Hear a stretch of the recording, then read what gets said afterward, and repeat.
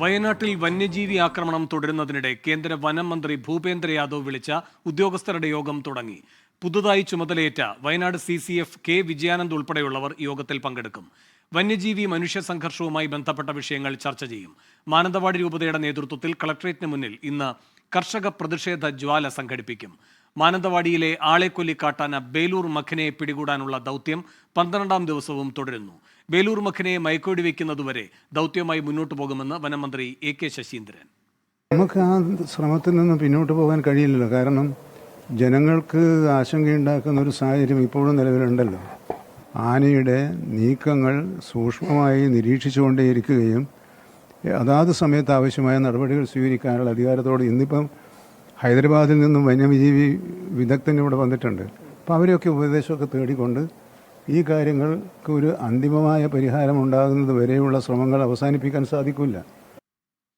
സുർജിത്ത് ഏപ്പത്ത് വയനാട്ടിൽ നിന്ന് ചേരുന്നു കൂടുതൽ വിവരങ്ങളുമായി.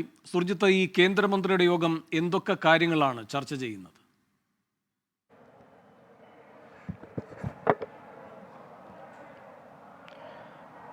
വേണു, ഇന്ന് രാവിലെ 9 മണിയോട് കൂടിയാണ് ഭൂപേന്ദ്ര യാദവിൻ്റെ നേതൃത്വത്തിൽ യോഗം തുടങ്ങിയിരിക്കുന്നത്. ഉദ്യോഗസ്ഥല യോഗമാണ് ഇപ്പോൾ നടന്നുകൊണ്ടിരിക്കുന്നത്. ജനപ്രതിനിധികൾ ഇവിടേക്ക് എത്തിയിട്ടുണ്ട് എന്നുള്ളതാണ് വ്യക്തമാവുന്നത്.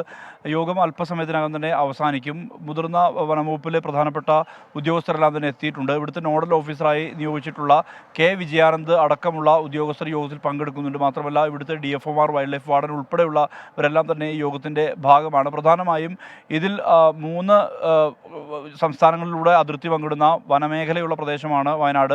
അതായത് വയനാട് വന്യജീവി സങ്കേതം, ബന്ദിപ്പൂരും നാഗർഹോള ഉൾപ്പെടുന്ന പ്രദേശങ്ങൾ, അതോടൊപ്പം മുതുമലയുടെ ഭാഗമായ പ്രദേശങ്ങൾ. ഇത്തരത്തിൽ ഈ ഒരു 3 സംസ്ഥാനങ്ങളെ സംയുക്തമായി കൂട്ടിയോജിപ്പിക്കുന്ന രീതിയിലുള്ള ഒരു ചില പദ്ധതികൾക്ക് രൂപം നൽകുമെന്നുള്ള തരത്തിലുള്ള അത്തരം പ്രഖ്യാപനം ഉണ്ടാകുന്ന തരത്തിലുള്ള വിവരമാണ് ഏറ്റവും ഒടുവിൽ പുറത്തു വരുന്നത്. എന്തായാലും കർണാടക ഇന്നലെ ബന്ദിപ്പൂരിലെ വനംവകുപ്പ് ഉദ്യോഗസ്ഥരുമായി അദ്ദേഹം കൂടിക്കാഴ്ച നടത്തിയിരുന്നു.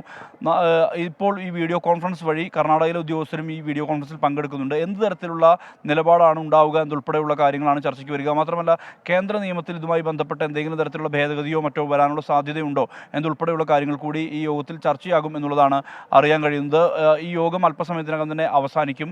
ഇതിനുശേഷം വിശദമായ വാർത്താ സമ്മേളനം അദ്ദേഹം നടത്തുന്നുണ്ട്. ഇന്ന് ഉച്ചയ്ക്ക് ശേഷം ഇവിടെ നിന്നും നേരെ ബാംഗ്ലൂരിലേക്ക് മടങ്ങുന്ന വിധത്തിലാണ് അദ്ദേഹത്തിൻ്റെ ഷെഡ്യൂൾ ക്രമീകരിച്ചിരിക്കുന്നത്. അതേസമയം ഈ ബേലൂർ മക്കനയ്ക്കായുള്ള ദൗത്യം തുടരുന്നുണ്ട്. ഇപ്പോൾ ആനയുടെ സിഗ്നൽ റേഡിയോ കോൾ പ്രകാരം കർണാടക വന അതിർത്തിയിലാണ് ഇപ്പോൾ ഈ ആന ഉള്ളത് എന്നുള്ളതാണ് വ്യക്തമാവുന്നത്. ഈ നവാബ് അലി ഖാൻ ഉൾപ്പെടെയുള്ള, അതായത് ഇന്ത്യയിലെ പ്രധാനപ്പെട്ട ഒരു ഷൂട്ടർമാരിൽ ഒരാളാണ്, അംഗീകൃത ഷൂട്ടർമാരിൽ ഒരാളാണ്. അദ്ദേഹം ഉൾപ്പെടെയുള്ളവർ ഈ വനംവകുപ്പിനെ സഹായിക്കാൻ വേണ്ടി ഇവിടേക്ക് എത്തിയിട്ടുണ്ട്.